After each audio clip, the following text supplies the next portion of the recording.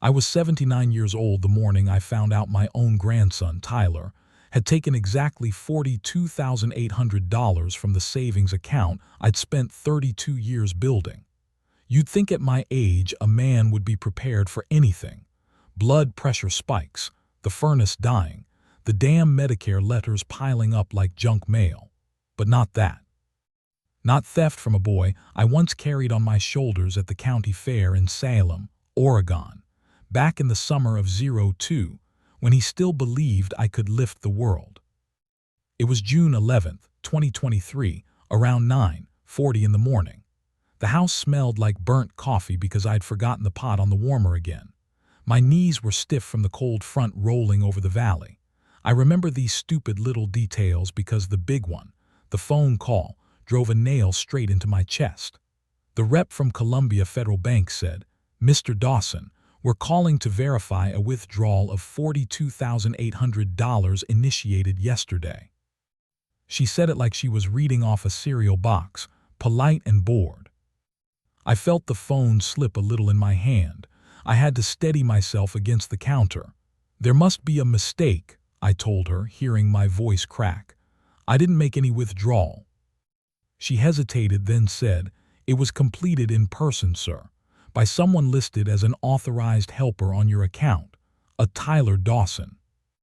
You'd think a man my age would be used to the feeling of the floor disappearing under him. But no, it still hits like the first time. I whispered, "Tyler, my grandson," more to myself than to her. "Yes, sir." He presented identification and the access card. I could hear my own pulse in my ears. The damn line buzzed like a beehive. I hung up before she finished her scripted apology. I just stood there in my kitchen, staring at the chipped yellow linoleum I've been meaning to replace since 1998, feeling like someone had reached inside my chest and twisted. My coffee had gone cold, but the bitterness still hung in the air. You're probably thinking, why didn't you notice sooner? Why trust anyone with your account? And you'd be right, I guess. But trust isn't something I give lightly. It had been earned, at least I thought it had. I called Tyler right away. He answered on the second ring, breathless, like he'd been running or maybe just guilty. "Hey, Gramps, everything okay?" I didn't yell, I wish I had. My voice came out small. "Tyler, did you take money from my account?" Silence, 4 seconds. I counted them. Then he said, "Look, Gramps, it's not a big deal. I just needed a loan. I was gonna put it back." "A loan?" My throat tightened. $42,800 isn't a loan, son. It's my retirement. That's my winter gas bill for the next 10 years. That's your grandmother's burial plot. That's... He cut me off sharp. "Jesus, Gramps, calm down. You weren't using it." I felt something in me crack right then. Maybe the same thing that cracks in an old barn beam when the weight becomes too much. "You come here," I said quietly, "right now." He exhaled, long and annoyed. "I can't. I've got stuff going on." "Tyler," I said, and my voice dropped into something even I didn't recognize. "Get over here." He hung up. I stood there gripping the counter so hard my knuckles turned pale. The house creaked around me, old wood expanding in the late morning heat, but it felt like every sound was mocking me. I'd survived a busted back at the mill, a heart scare in '09, the loss of my wife, Margaret, to that damn stroke. But this betrayal from a boy I'd helped raise, it hit different. It hollowed me. When he finally showed up an hour later, he didn't even come inside. He stood on my porch in those stupid gray joggers and a hoodie, hands shoved in his pockets, eyes darting like a kid caught stealing candy instead of a man nearly 30 years old. I opened the door and stared at him, really stared, and he wouldn't even look at me. "Why did you do it?" I asked. He shrugged, a damn shrug. "I had an investment opportunity. A buddy said he could flip it, quick turnaround." "And you didn't think to ask me, to talk to me like a man?" He scoffed. "You would have said no." That's when the cold anger hit, quiet, deadly, the kind that settles in your bones and stays there. Not screaming, not swinging, just settling. "I would have said no because that money is my life," I told him. "It's what your grandmother and I built, and you stole it." He rolled his eyes. "I'll pay you back, I said that." "How?" I asked. "With what job, with what plan? Who told you you had the right?" He didn't answer, he just started backing off the porch. "Look, I don't need this, you're overreacting." Overreacting. That word bit into me like frost on bare skin.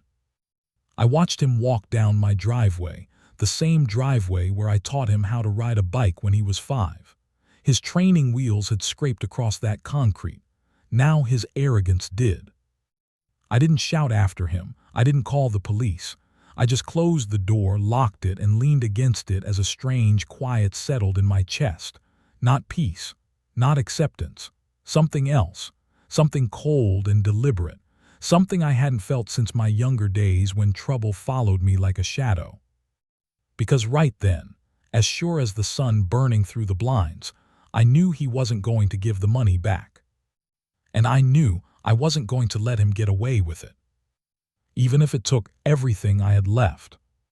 Before everything broke open, before the bank call, before Tyler's shrug cut deeper than any knife, you need to understand the life I had built.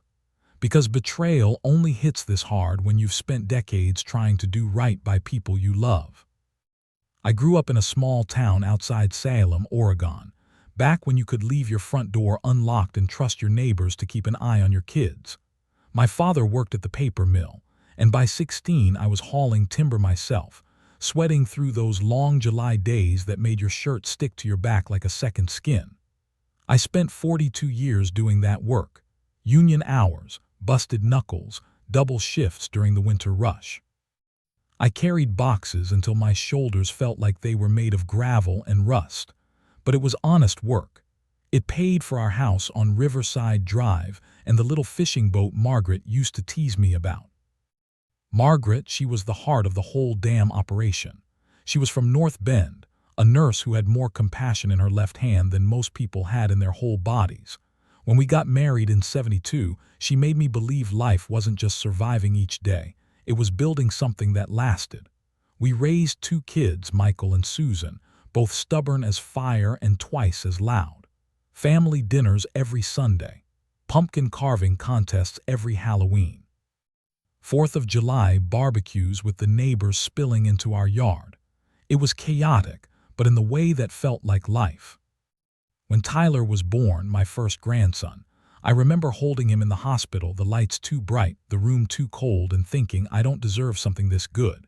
He had this tiny fist wrapped around my thumb, and Margaret whispered, "He's going to adore you." And he did for a long time. Every summer he'd stay with us for 2 weeks. We'd go down to Detroit Lake and I'd show him how to bait a hook, how to sit still and listen to the water. The boy used to call me Captain Gramps. God, I haven't heard that in years. Life was simple, predictable. Margaret passed in 2017 after that stroke blindsided us, a Tuesday morning that felt as gray as the hospital corridors. Losing her carved a hole in me I never figured out how to patch. But I kept living, mostly because of routine. Morning coffee, slow walks to keep my legs from stiffening into wood, afternoons tinkering in the garage with that old Ford I refused to sell. I didn't need much. And money, I'd never been wealthy, but I'd been careful. I put away what I could month after month into my retirement account. Sometimes $20, sometimes $200. Over 32 years it grew to something that made me feel secure. Not rich, just safe. Like if my heart gave out tomorrow, I wouldn't leave my kids cleaning up a mess. That account was my insurance against the world getting meaner and more expensive by the minute. It wasn't just money. It was Margaret's voice telling me to plan ahead. It was every overtime shift. Every winter we skipped a vacation so we could make an extra deposit. That $42,800 wasn't a number. It was a lifetime of discipline.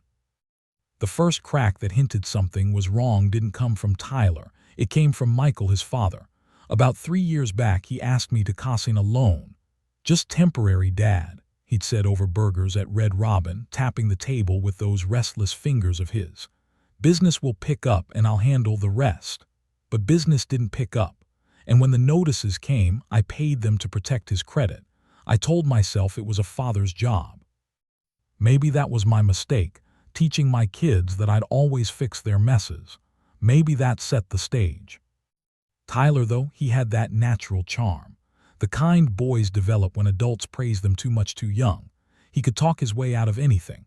But growing up, I never took it as a warning. I took it as confidence. He'd laugh, toss his hair, flash that grin, and you'd swear the kid was made of sunlight. I should have looked closer.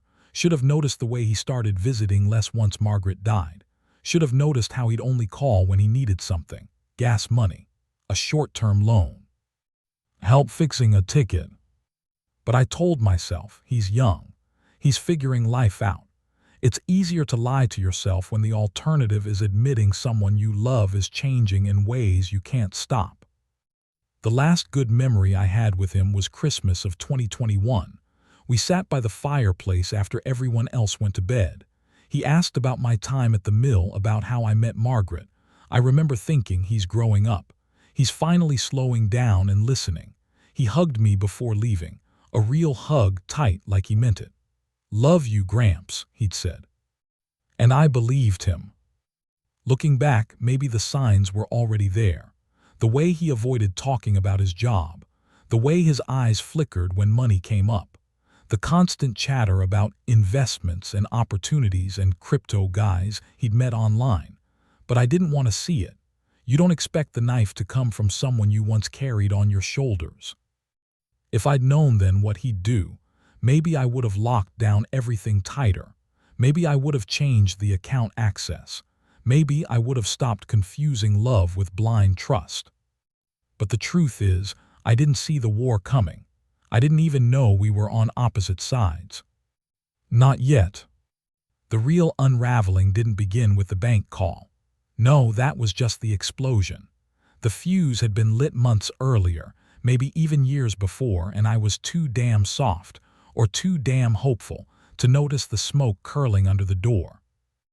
It started with something so small I almost didn't remember it until days after the betrayal. Last December, around the 18th, Tyler showed up at my house unannounced. It was one of those freezing Salem mornings where the grass turns brittle and white before sunrise. He knocked twice, sharp and hurried, the kind of knock a person uses when they're wired on nerves or caffeine or lies. When I opened the door, he gave me a smile that didn't reach his eyes. "Hey, Gramps," he said, stepping inside without waiting for me to invite him. "Man, it's cold out." I remember thinking how odd it was. Tyler never came over that early. He wasn't the up before 10 type, not unless he had a court date or a job interview. But he made himself at home, dropping onto my couch, rubbing his hands together like he was trying to warm up from something deeper than the weather. "You okay?" I asked, keeping my voice gentle. I'd spent years learning that pressing him too hard made him shut down. Yeah, he said, waving his hand.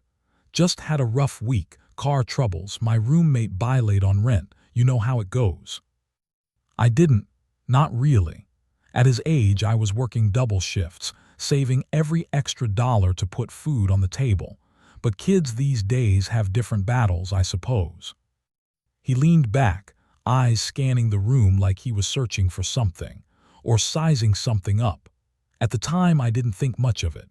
But later, after everything happened, that moment replayed in my mind like a flickering film reel. Then came the sentence that should have rung louder than any alarm bell. "Hey, Gramps, who helps you with your banking stuff these days? I mean, with everything online now." I chuckled because I thought he was just making conversation. "I handle it," I said. "Still got my old password notebook in the drawer by the fridge. Haven't lost my marbles yet." He gave a forced laugh. "Yeah, but it's a lot to keep track of. You ever want help, I could set some stuff up for you, make it easier." Back then, it felt like an offer. Later, I realized it was reconnaissance. I told him, "I'm fine, son. I've been doing this longer than you've been alive." His shoulders stiffened just a little. It was quick blink and you'd miss it. But I caught it. Tyler didn't like being told no. Not by anyone, least of all by an old man who wasn't supposed to see through him. Still, he recovered fast. He always did. "Sure, Gramps, just offering." He asked about my accounts again a week later, casual, almost playful. "What kind of interest rate you get on your savings? I'm looking at different banks, comparing stuff." He scratched his cheek, eyes sliding away from mine. "Thinking maybe I should set up something like what you've got." "What I've got is a mess of paperwork and habit," I told him. He smirked. "Yeah, but it works. You always seem to have more saved than anybody expects." That sentence hit a strange note, but I brushed it off. I shouldn't have. By February, he'd started coming around more, too much, honestly. At first I was glad. I thought maybe he missed me. Maybe he remembered those summers at Detroit Lake. But the visits had a pattern always when he needed something. Gas money, groceries. "Just until payday," he'd say. Payday never seemed to arrive. One afternoon, he wandered over to the counter where I kept my mail stacked. "You should let me help you organize this stuff," he said, thumbing through envelopes. "Bills, insurance, bank statements, it's a lot. Seriously, Gramps, you shouldn't be dealing with this alone." "Put that down," I said, sharper than I meant to. "That's private." He blinked at me, wounded. A good actor, I'll give him that. I was just trying to help. But I saw it then, just a flicker, barely there. A frustration in his jaw, a tightening of his grip on the mail, like he'd been expecting something and not getting it.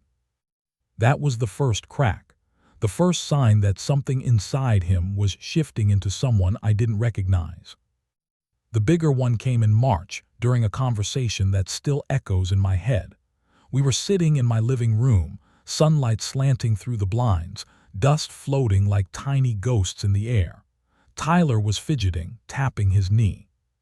So I asked, "You're not in trouble, are you?" He froze. "What? No, why would you think that?" "You're here a lot, asking about money, about accounts." He laughed, but it was the wrong kind, too loud, too quick. "I just care about you, old man. Someone gotta." It should have warmed me. Instead, it felt like a draft sneaking through a cracked window.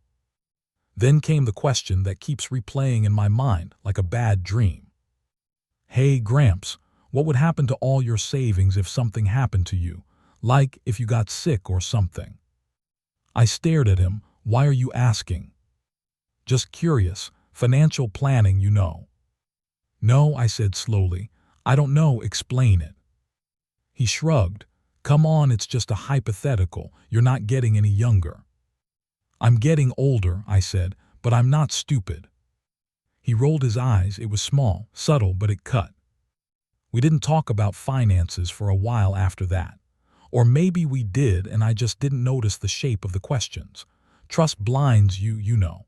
It makes you rewrite memories so they hurt less. But now, looking back with eyes that have seen the truth, I can tell you exactly when the real shift came. It was the moment he realized I wasn't going to hand him control, that I wasn't going to give him what he felt entitled to. Because entitlement, once fed, becomes hunger.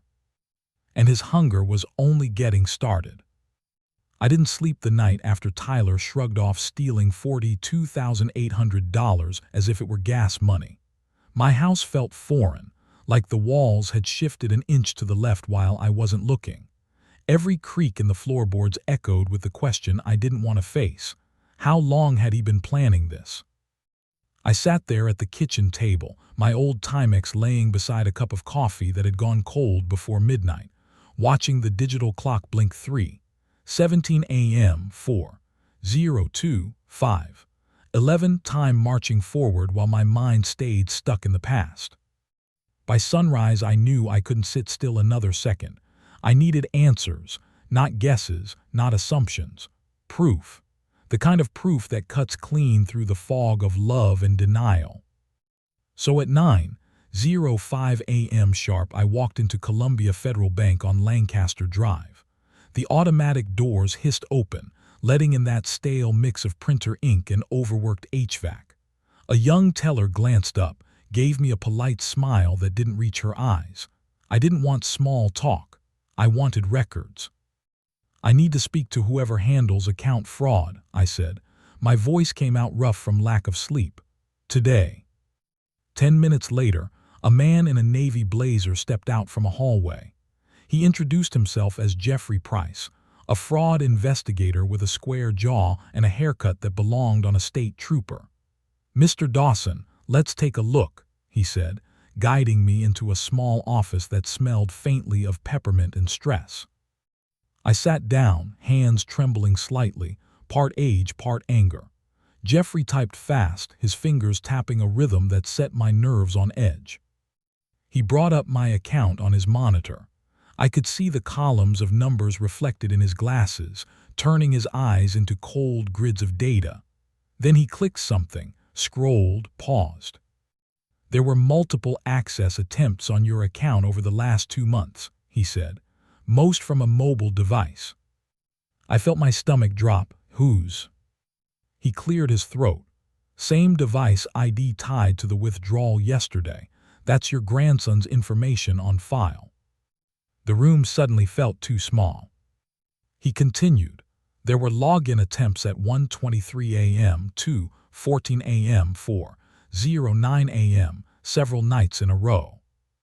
"Why would he be checking my account at 2 in the morning?" I asked, though I already knew. Greed doesn't sleep. Jeffrey didn't answer. He turned the monitor toward me.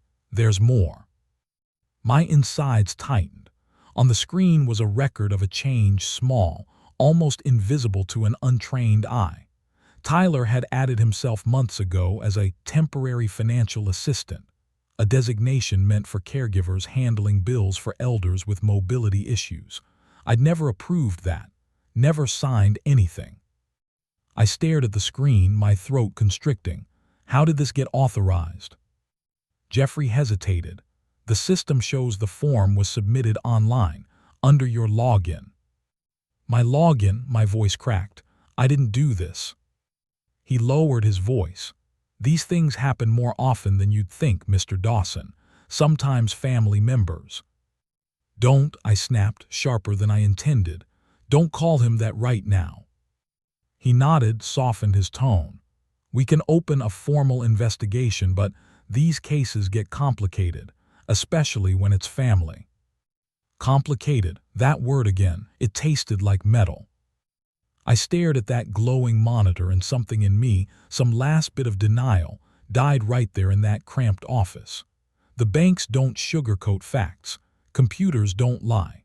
And Tyler, he had been quietly breaking into my financial life for months, testing the locks like a burglar casing a house. "Print everything," I said. By the time I walked out, the folder in my hand felt heavier than any box I carried at the mill. I drove home in silence, the kind that hums against your bones. The sky above Salem was a flat winter gray, the kind that makes the world feel hollow.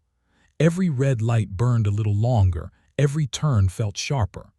By the time I pulled into my driveway, my hands were shaking so badly I had to rest them on the wheel.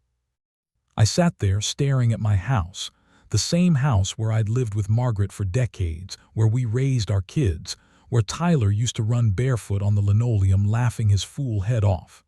The house hadn't changed. I had. Or maybe I'd finally woken up.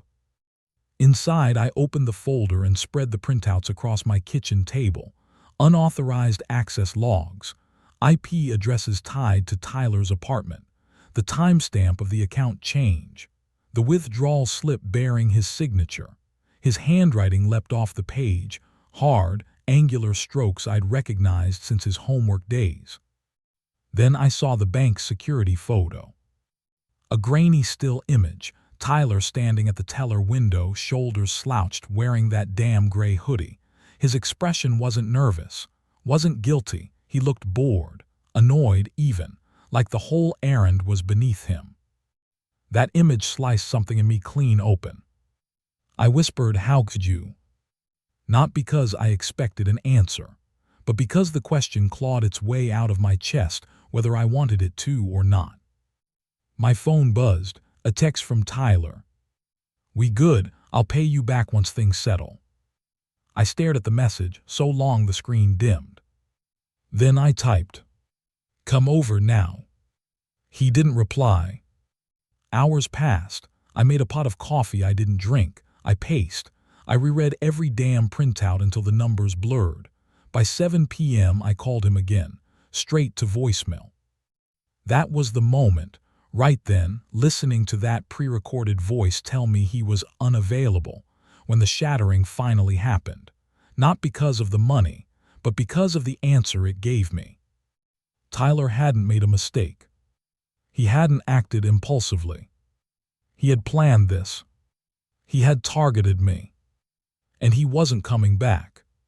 When I finally sat down, the kitchen light buzzing faintly above me, I felt a cold clarity settle over my shoulders like a heavy coat. He thought this was over. He thought he'd gotten away with it. But I wasn't dead yet, not by a long shot. And for the first time in a long, long while, I felt something other than grief. I felt purpose. The weeks that followed felt like someone had taken my life and tilted it just a few degrees off center. Nothing dramatic at first, just enough to make the world wobble in ways I couldn't steady. It's strange how betrayal doesn't break you clean like a bone. It erodes you, grain by grain, until one day you realize you've turned into someone you barely recognize. I stopped sleeping, couldn't eat much either. Every time I tried, I'd think about that security photo, Tyler in that gray hoodie, looking bored as he drained my future away, and the food would turn to paste in my mouth. The house grew quieter, the silence stretching long between every breath. Sometimes I'd flip on the TV just for noise, let some old game show host ramble in the background, but the voices felt hollow, like echoes bouncing around inside a tomb. I knew I was slipping. Even my own reflection looked unfamiliar, eyes darker, shoulders more slumped than I remembered. I started talking to Margaret again, out loud, sitting beside her old rocking chair in the living room. I'd say things like, "Honey, what did we do wrong?" or "Tell me how to fix this." And of course she didn't answer. The dead don't meddle in the living's mistakes. The worst part was the guilt. Not anger, not yet, guilt. A thick, smothering kind. I kept replaying every moment where I'd given Tyler money, every time I'd let something slide, every subtle warning I'd brushed aside. I'd think maybe I set him up for this. Maybe I'm the fool who taught him that taking from me had no consequences. That guilt eats a man alive. By the third week, the bank had frozen what little remained in my savings pending investigation, which meant I couldn't even access the untouched portion. I didn't have enough in checking to cover my heating bill, and the winter draft clawed through the house so sharp my fingertips went numb.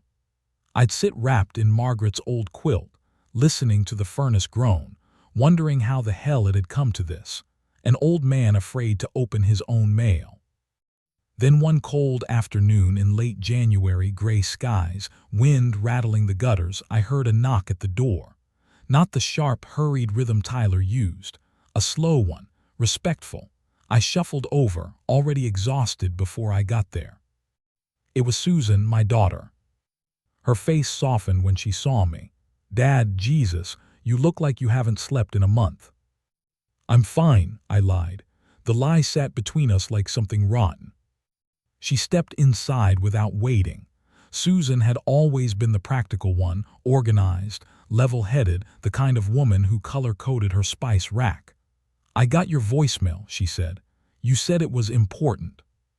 I swallowed hard. My throat felt like it had sand in it.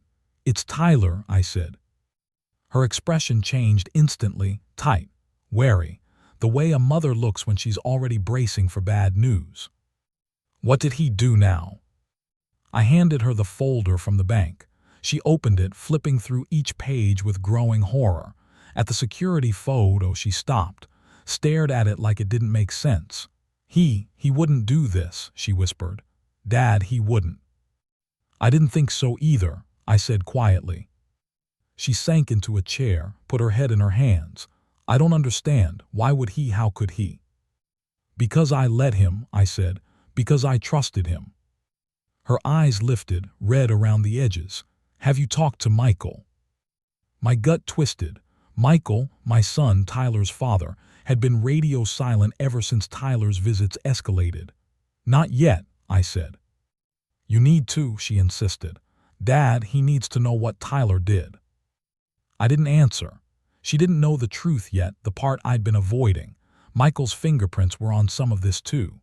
The cautioned loan he never repaid, the way he'd always shrugged off Tyler's behavior, the excuses he'd made for him since he was a kid. I wasn't sure I was ready to face that storm. "Dad," she reached across the table, put a hand on mine. Her grip was warm, steady, the kind of touch you don't realize you've missed until it's there again. "You can't go through this alone." "I'm old, not helpless," I muttered. "I didn't say helpless," she replied softly. "I said alone." That line cracked something in me. I felt my eyes burn. I hadn't cried since the night Margaret died, but grief has a way of circling back, kicking down the door when you least expect it. We sat there in silence until she said, "He needs help, Dad. Tyler. Maybe this is bigger than just money." "Bigger than money," my voice rose, surprising both of us. "He took everything I worked for, everything your mother and I built. I can't heat this house. I can't buy groceries without counting out singles. I'm not eating because of what he did." She flinched, not at the volume, at the truth. "I'm sorry," she whispered. "I'm so sorry." I looked at her, my daughter who had never taken a dime from me, who visited on holidays and brought pumpkin pies and hugged me tight. And something ugly twisted in my chest. Why him? Why did I give him so much of my trust but never doubt her? It made me feel ashamed. Guilty. Again. That night after she left, the house felt even emptier. I wandered from room to room, staring at objects like they were relics from another life. Margaret's framed cross-stitch by the stairs, Tyler's crayon drawing still pinned to the fridge, the fishing rod propped in the corner with dust settling on the reel. I felt like a ghost drifting through memories that no longer belonged to me.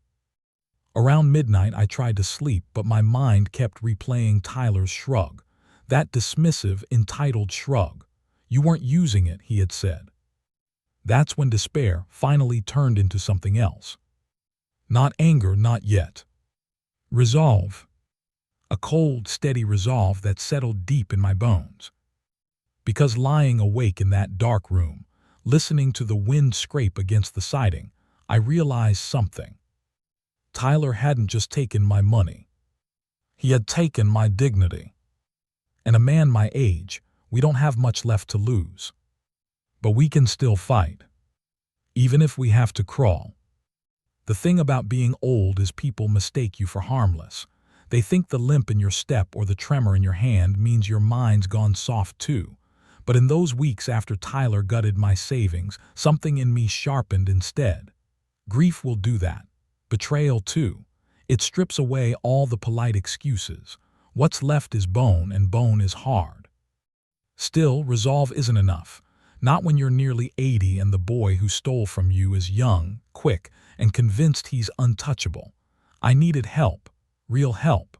The kind that comes from people who still move like the world hasn't weighed them down yet. The first came from someone I hadn't expected. Evelyn, my neighbor across the street. She's about 65, retired school secretary with short gray curls and a voice that could calm a riot. A few days after Susan visited, Evelyn knocked on my door holding a pot of chicken soup. "You look terrible," she said, not unkindly but honest as a hammer. "I feel it too," I replied. We sat at my kitchen table, the same one where I'd spread the bank papers, the same one where Margaret used to slice apples for pie. Evelyn listened while I told her everything, from the unauthorized access logs to the night Tyler walked away from my porch without looking back. She didn't interrupt, didn't give me the usual platitudes about family or forgiveness. When I finished, she said, "You need to stop blaming yourself." Hard to do when the evidence says otherwise. "No," she said firmly, "what Tyler did reflects him, not you." I looked down at my hands, wrinkled vein trembling ever so slightly. "I'm just tired, Evelyn." She reached over and covered my hand with hers. "Then let someone help you stand." That moment opened a door I didn't realize had been shut. I told her I needed someone who understood technology, someone younger, sharper. That's when she mentioned her grandson, Zach, a 26-year-old IT tech who just moved back to Salem after a job in Portland fell through. "He's good with computers," she said, And he's loyal. Not every grandson is a Tyler. She didn't have to add that last part, but I appreciated the sting of truth. 2 days later, Zach showed up at my door wearing a beanie, cargo pants, and carrying a backpack full of cables and gadgets I couldn't name if my life depended on it. "Hey, Mr. Dawson," he said, shaking my hand with a warm, steady grip. "My grandma says you need help." For the first time in weeks, I heard myself say, "Yes, yes, I do." We sat in the living room, my old recliner creaking as I settled in. Zach opened his laptop, fingers flying over the keys. "Okay," he said, "walk me through what happened." I told him everything. The account changes, the timestamps, Tyler's text messages, and his casual arrogance. When I finished, Zach's jaw tightened. "That's messed up," he muttered, "but he left footprints. Everyone does." "What kind of footprints?" I asked. He turned his laptop around. "Digital ones. And if your grandson accessed your account from his phone or his apartment Wi-Fi, we can trace patterns, inconsistencies, maybe even find evidence of intent." Evidence of intent. Those were powerful words. Zach dug into metadata, account histories, cached credentials, login attempts, stuff the bank had only partially shown me. He found a pattern within an hour. "See this?" he said, pointing at the screen. "These logins weren't random. He was checking your balance every few days around the same time at night. He was waiting for something." "Waiting for what?" "For the moment you wouldn't notice." I felt a pulse of heat in my chest, anger stirring again. Anger with direction this time. Zach leaned back. "We can build a timeline, a full one, something you can take to the bank or the police or a lawyer." "A lawyer," I repeated, the word tasting foreign on my tongue. "Yes, sir. This is financial exploitation. Oregon takes that seriously." I exhaled slowly. The air felt heavier, but in a good way, like it had substance again. Evelyn brought cookies halfway through and sat beside us, arms crossed, listening with the same expression she probably used on misbehaving students. At one point she said, "You're going to get justice, George. That boy won't get away with this." I nodded, though I wasn't yet sure what justice meant. Getting my money back seemed impossible.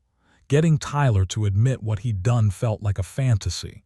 But something else was growing in me, a need for the truth to be seen, a need for him to face what he did, even if he hated me for it. The next part of the gathering came unexpectedly, from someone even less likely than Zach. Her name was Rosa, a night shift nurse at the VA clinic where I get my heart checkups. She's in her 40s, sharp-eyed, with a sense of humor dry enough to crack stone. I ran into her during a routine appointment. She asked how I'd been, and when I said not great, she didn't accept the polite lie. Nurses rarely do. She led me into the small exam room. "Talk," she said, crossing her arms. I told her everything.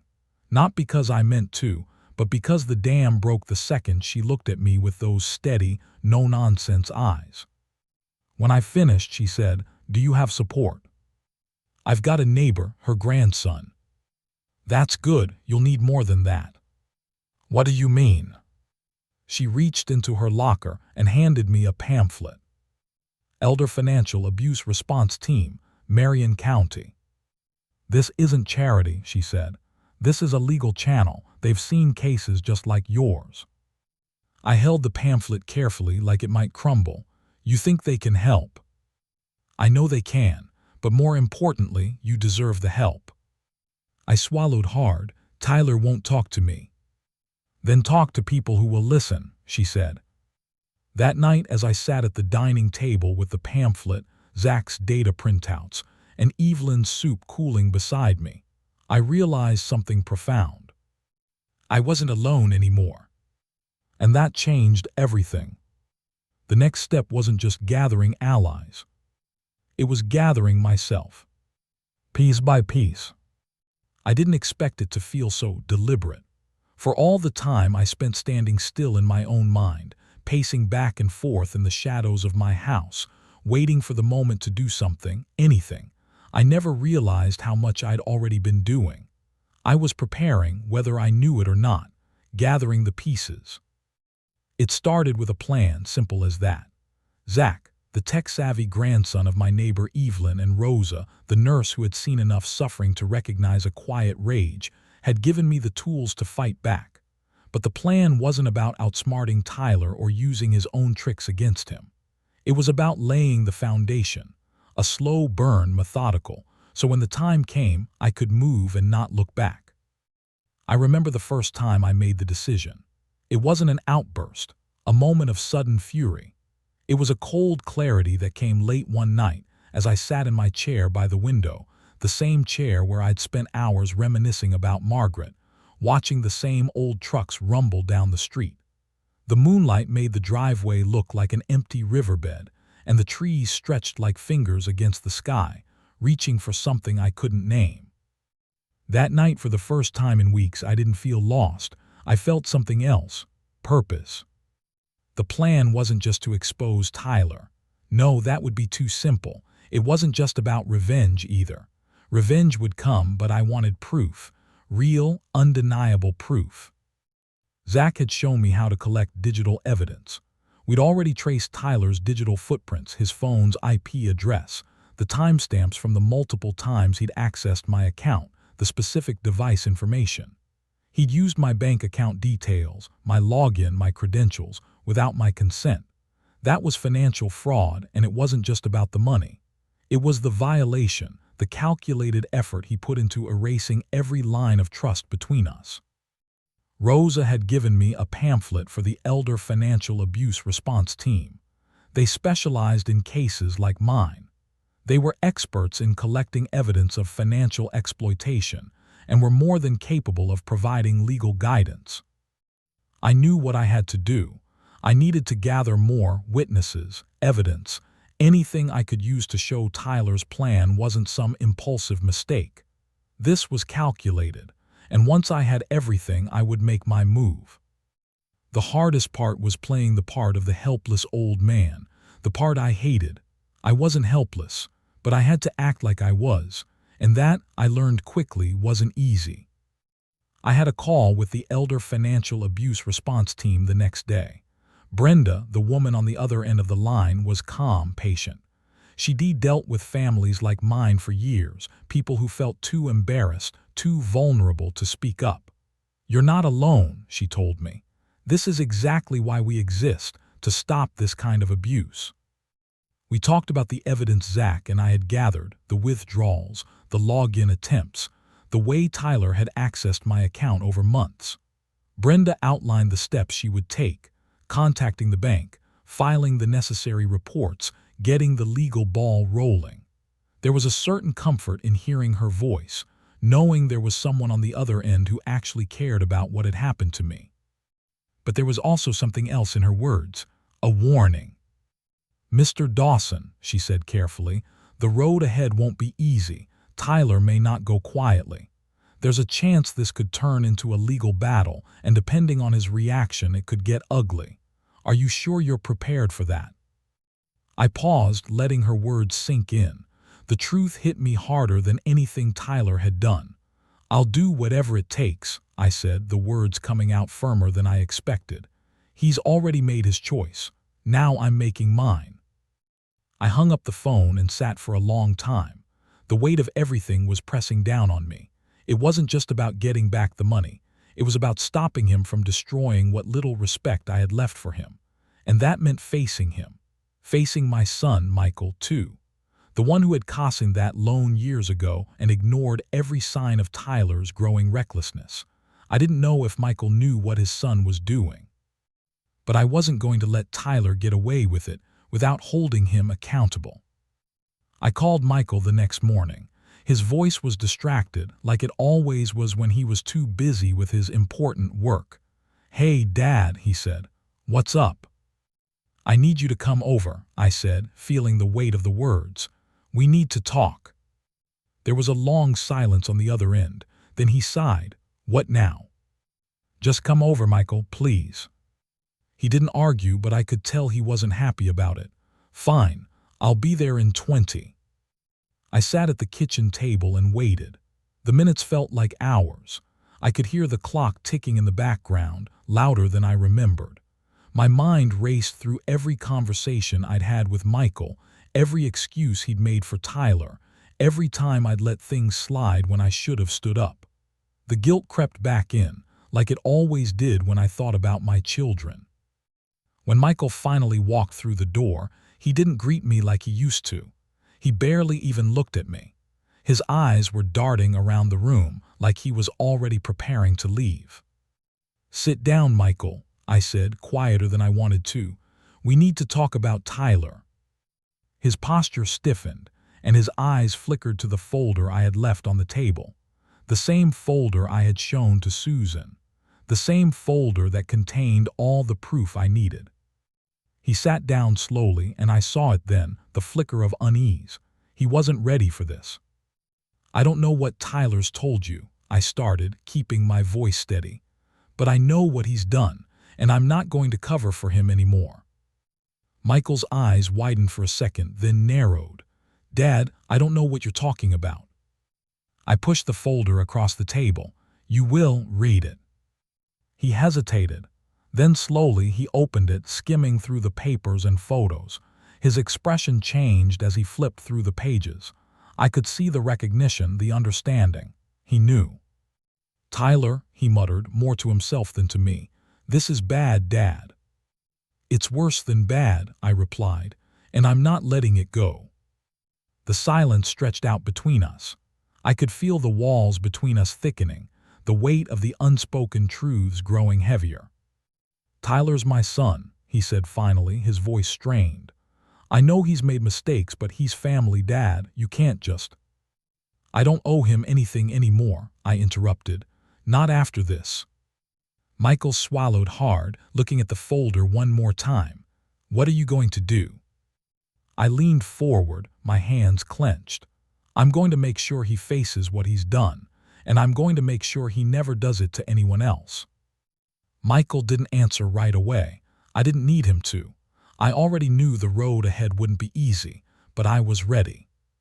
It was time to set the trap.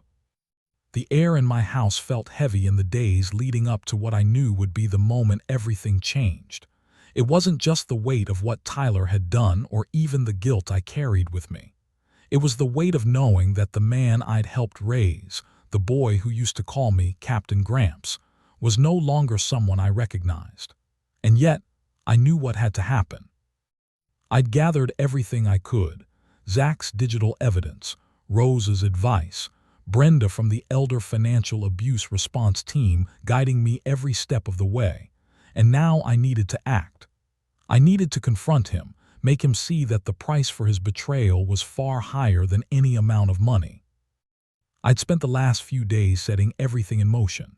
First, I contacted the bank to verify the steps I'd taken to secure my account after the unauthorized withdrawal. They assured me that Tyler's attempts to withdraw more funds had been blocked, but the damage was already done. I also reached out to a lawyer specializing in elder financial abuse, someone who had seen these types of cases before and understood the best path forward. I wasn't playing a game anymore. This was real, and I wasn't going to let him walk away from it. Then I turned my attention to Tyler. The plan was simple.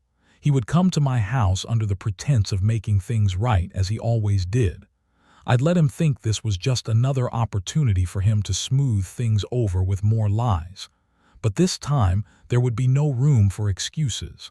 I had everything ready, every document, every piece of evidence.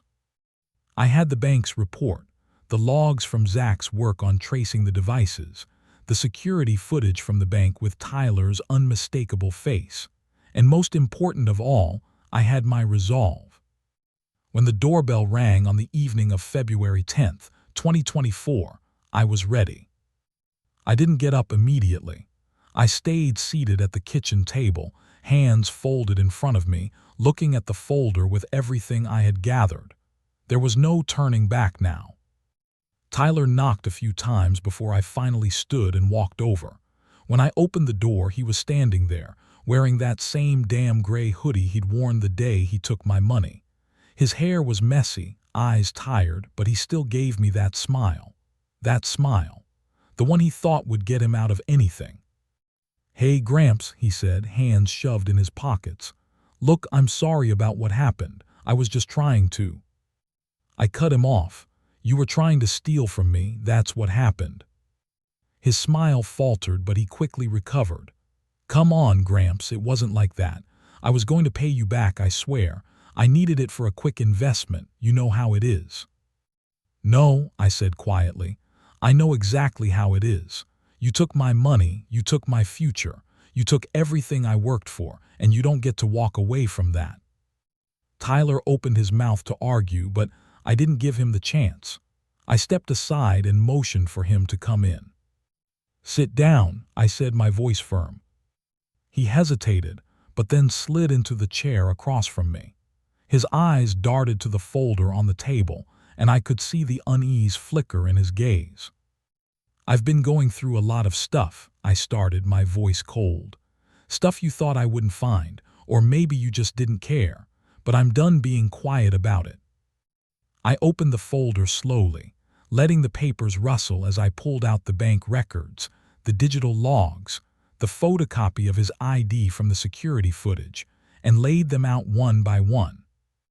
"You accessed my account multiple times," I said, sliding the first sheet toward him.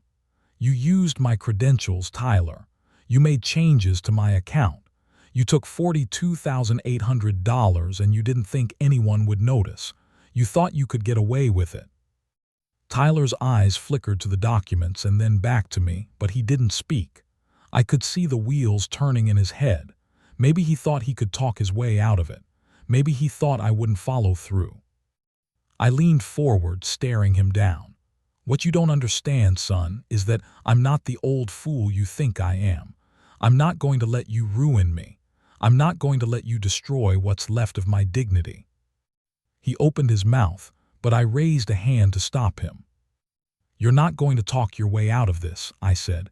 "You're going to listen. You're going to see what you've done, and you're going to own it." There was a long pause. His face twisted, like he was trying to decide if I was bluffing or if I was serious. He shifted in his chair, his hands still jammed into his pockets. I didn't mean for it to go this far," he mumbled. "I thought you'd be okay. It's just money, Gramps, you've got enough." I could feel my blood start to boil. It's not just money, it's trust, it's family, it's everything that kept us together. You think it's okay to take from me because you think I'm too old to fight back. Well, I'm not. You don't get to walk away from this." I stood up and grabbed my phone, dialing the lawyer I had been in contact with. "Hello, Mr. Harris. Yes, I need you to meet me tomorrow. We have a situation." Tyler froze. His face paled when he realized what was happening. The truth was now undeniable, and he knew I wasn't going to back down. "You're making a huge mistake," he said, his voice cracking. "Please, Gramps, just let it go." "No, Tyler, you don't get to tell me what to do anymore, not after what you've done." I hung up the phone, my hands shaking but my heart steady. I turned back to him. "I'm done letting you ruin everything." Tyler sat there, face blank, his lips trembling as he searched for a way to justify himself. But there was nothing left to say. "I'm taking this to the authorities," I said. "You'll face the consequences, and you'll learn that no amount of excuses will change what you've done." He opened his mouth, but nothing came out. He stood up slowly, looking like a man who had just realized he was standing on the edge of a cliff. He left without saying another word. I stood there feeling both lighter and heavier at the same time. It was done. The trap was set, and for the first time in a long while, I knew I'd done the right thing.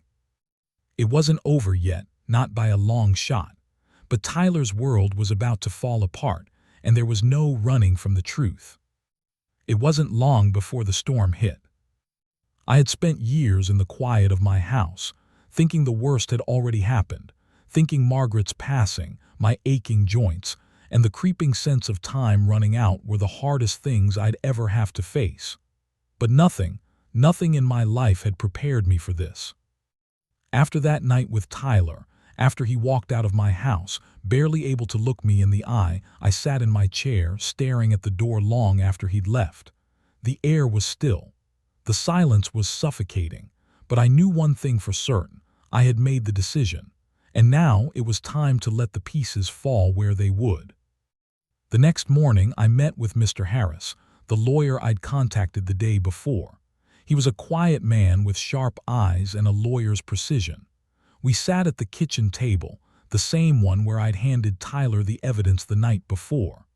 I watched him go over the documents I had gathered, nodding slowly as he processed everything. "This is a solid case, Mr. Dawson," he said, finally looking up at me.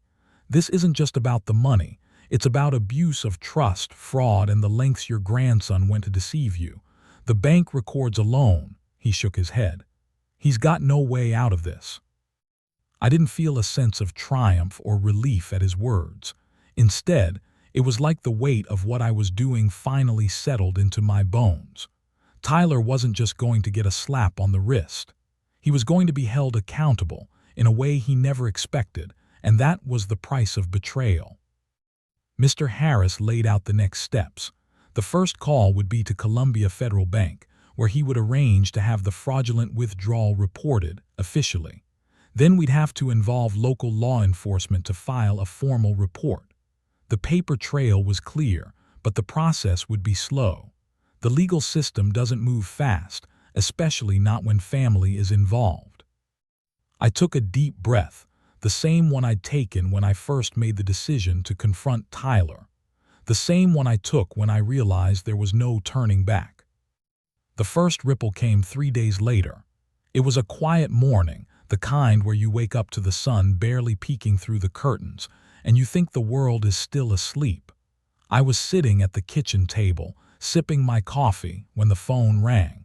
I knew before I even picked it up who it would be. "Mr. Dawson," the voice on the other end said.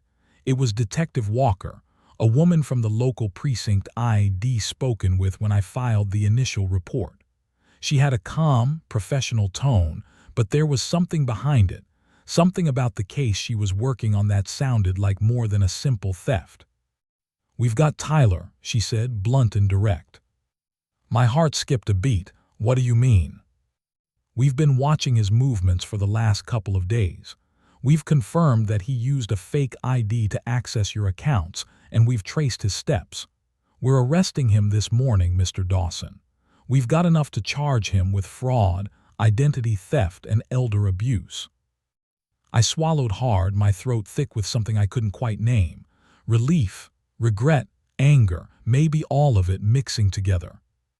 "Where is he?" I asked, my voice tight. "We're bringing him in. He's already started talking, but not in a way that's helping him.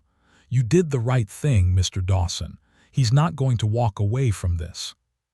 I sat there for a long time, my hand still on the phone, staring at the coffee cup in front of me. Tyler was being arrested. My grandson, my own flesh and blood, was going to face the consequences for what he had done. I didn't feel the triumph I expected. Instead, I felt hollow, like the walls of the house had closed in around me. There would be no more phone calls, no more visits, no more pretending that everything could go back to how it was before. He had crossed a line, and no amount of forgiveness could undo it. The trial came 3 months later, and the courtroom was everything I had feared. There was no public spectacle, no fireworks, but there didn't need to be. The quiet, painful reality of the situation sat heavy in the air. Tyler was sitting at the defendant's table, his shoulders slumped, eyes darkened. He didn't look like the confident young man I once knew, the one who could talk his way through anything. He looked like a boy lost in a world he had built for himself, but hadn't expected to be trapped in. His defense was weak, just like his excuses had been. The lawyer tried to paint him as a misguided young man who had made a series of poor decisions. But the evidence was overwhelming. The bank records, the security footage, the proof that Tyler had spent months accessing my accounts and draining everything I had. The truth was there, raw and undeniable. I sat in the back of the courtroom, my hands folded in front of me, and listened as the judge read the charges. Tyler's face remained blank, but I could see the panic in his eyes.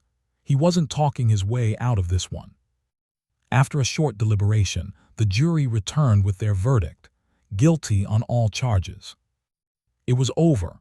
Tyler would face the consequences of his actions. The judge set the sentencing for a later date, but I knew it was just a formality. There was no getting out of this.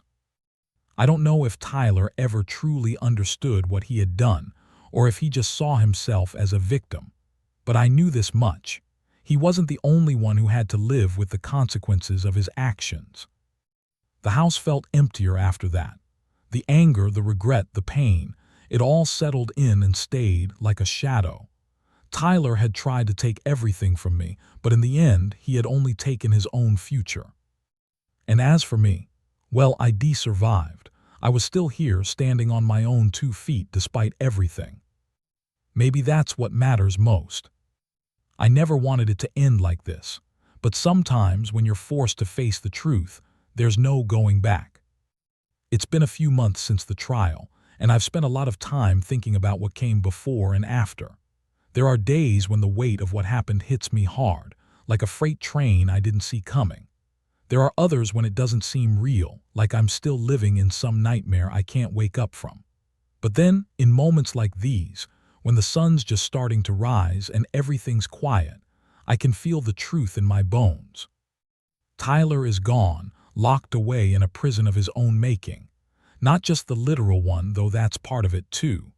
No, the prison he built for himself is the one that's deeper, the one inside his heart. And maybe, just maybe, that's worse than any sentence the judge could hand down. I don't know if he'll ever realize what he's done, what he lost, and what I lost in the process. I don't know if I'll ever get my money back. Hell, I don't even know if I can forgive him. I'm not sure I care about forgiveness anymore. There's something different in me now, something that's been reshaped by all this. Maybe it's the realization that I don't owe anyone anything. Not anymore. The house feels quieter than it ever did before. The silence is heavy, but not in a way that's suffocating. I've learned to live with it, to find comfort in it. I still spend mornings in the kitchen, sipping my coffee in the same chair where I've sat for years. I look at the worn edges of the table, the one Margaret and I used to share our evening meals at, and sometimes I smile. She'd be proud of me, I think. Proud that I finally stood up for myself. Proud that I didn't let my age be a reason for anyone to walk all over me. I took my first walk down to the lake since the trial last weekend. The weather had been mild, a soft breeze cutting through the trees, the sun dappling through the branches. It was a quiet kind of beauty, peaceful, but with an undercurrent of something deeper. I hadn't gone down to the water in years, too caught up in the weight of everything, work, family, life. But that day, I felt the need to go. Standing there looking out at the water, I thought about the past. About Margaret, about the years of hard work, about my kids, and yes, about Tyler. But mostly, I thought about how, even after all that had happened, I was still standing. Maybe that's what matters most in the end. I didn't get a chance to say goodbye to Tyler. Not in the way I would have wanted. I didn't get to see him grow up the way I'd hoped. I didn't get to see the man he could have been. Instead, I had to watch him make choices that took him down a path I couldn't follow. It's hard letting go of someone you thought you knew, someone you trusted. But you don't have control over other people's choices. You can only control your own. And I chose to stand. I chose to keep moving forward, one step at a time. I'm not sure what the future holds. I'm not sure if I'll ever feel whole again. But I've learned something important. The fight isn't over until you decide it is. I don't know where Tyler's journey will take him, but I know where mine is headed. The sun was setting as I made my way back to the house. I took my time, enjoying the walk, the sound of the leaves crunching beneath my boots. The world felt different somehow. Lighter, maybe, in its own way. I opened the door to the house and stood there for a moment, taking in the familiar, worn details of the place. The smell of coffee still lingered in the air from earlier. The furniture was the same, old, comfortable, familiar. But something had changed. It wasn't the house. It was me. I had taken back what was mine. My dignity, my trust, my ability to stand tall, and I wasn't going to let anyone take that from me again. I walked into the kitchen and poured another cup of coffee, then sat at the table. There was no more anger, no more fear. There was only quiet, and in that quiet I found peace. I'm still here, and I will be for as long as I can. Maybe that's enough.